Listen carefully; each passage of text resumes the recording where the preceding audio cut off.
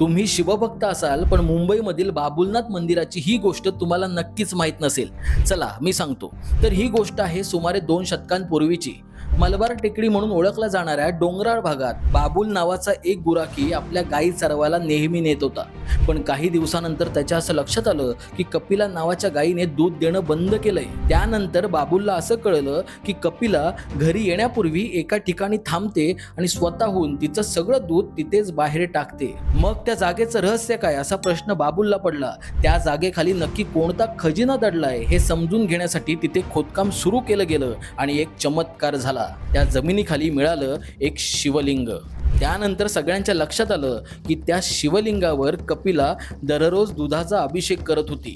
थोड्याच काळात हा चमत्कार प्रसिद्ध झाला आणि बाबुलच्याच नावाने 1890 साली तिथे प्रचंड मोठं मंदिर बांधण्यात आलं आणि हेच ते बाबुलनाथ मंदिर. आजही हे मंदिर मुंबईच्या गगनचुंबी इमारतींमध्ये उभं आहे. तुम्हाला ही गोष्ट कशी वाटली नक्की कमेंट करा. व्हिडिओ जास्तीत जास्त शिवभक्तांपर्यंत पोहोचवा आणि संवाद सेतूला फॉलो सुद्धा करा.